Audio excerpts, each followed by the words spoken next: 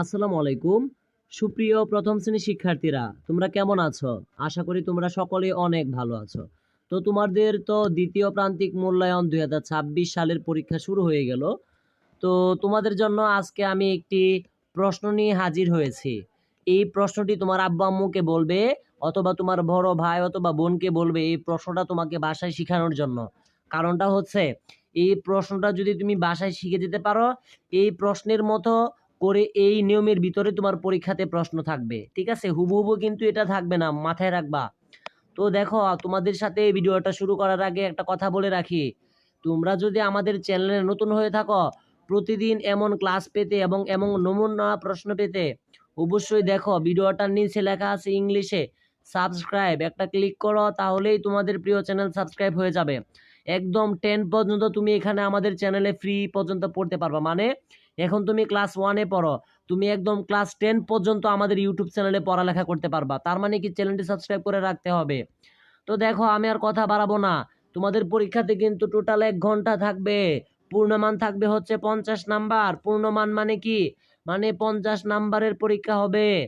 তারপরে দেখো, 1 নাম্বার প্রশ্নে কি এসেছে, কথায় লিখো, অর্থাৎ 15 দেওয়া আছে, 19 দেওয়া আছে, 24 দেওয়া আছে, 30 দেওয়া আছে, 37 দেওয়া আছে।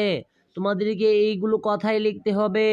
তারপরে দেখো, 2 নাম্বার, স্থানীয় মান নির্ণয় করো, অর্থাৎ এইগুলো স্থানীয় মান কত সেটা তোমাকে নির্ণয় করার জন্য বলা হয়েছে।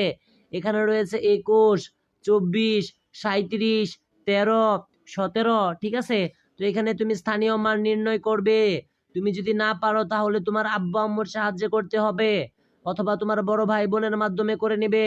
তারপরে দেখো, 3 নাম্বার, সংখ্যার তুলনা করো, বেশি কম বা কম বেশি, অর্থাৎ এখানে তোমাকে সংখ্যার তুলনা করার জন্য বলা হয়েছে।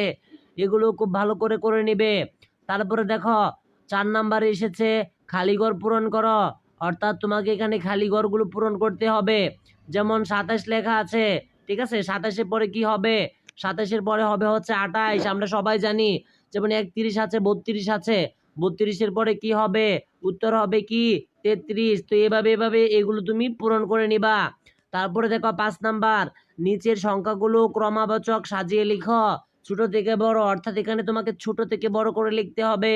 যেমন সব থেকে ছোট সংখ্যা এখানে হচ্ছে 10, তারপরে হচ্ছে 17, তারপরে হচ্ছে 22, তারপরে হচ্ছে 25, তারপরে হচ্ছে 31। তারপরে দেখো, এখানে যোগ করতে হবে। যেমন এসেছে দেখো, 3 যোগ 14 কত হয়, 14-র সাথে 3 যোগ করলে হয় 15, 16, 17 হবে উত্তর। তো এভাবে দেখ, 30-এর সাথে 3 যোগ করলে কত হয়, 33 হয়। তারপরে দেখো, বিয়োগ করো, অর্থাৎ এখানে 16 থেকে 7 বিয়োগ করলে কত থাকে, দেখো 16 থেকে 7 বিয়োগ করলে থাকে হচ্ছে 9। তারপরে দেখো, খ নাম্বারে এসেছে যে 9 থেকে 3 বাদ দিলে কত থাকে।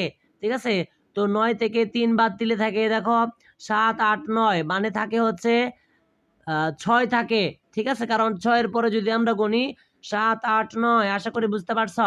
তারপরে দেখো, আকৃতি দিয়ে একটি চিত্র আঁকো, অর্থাৎ এইগুলো তোমাকে আঁকতে হবে। এই চিত্রগুলো, একটা হচ্ছে চতুর্ভুজ, আর একটা, দুঃখিত, একটা হচ্ছে ত্রিভুজ, আর একটা হচ্ছে বৃত্ত। তারপরে দেখো, 9 নাম্বার, মিঠুর 12টি পেন্সিল ছিল, বাবা তাকে আরো 4টি পেন্সিল দিলেন। মিঠুর কতটি পেন্সিল হলো, তো 4টি আর 12টি কয়টি, 13, 14, 15, 16টি। তারপরে দেখো 10 নাম্বার, একটি দোকানে 13টি খেলনা গাড়ি ছিল, এর মধ্যে 9টি বিক্রি করেছে। দোকানে কয়টি খেলনা রয়েছে, তার মানে 4টি খেলনা রয়েছে।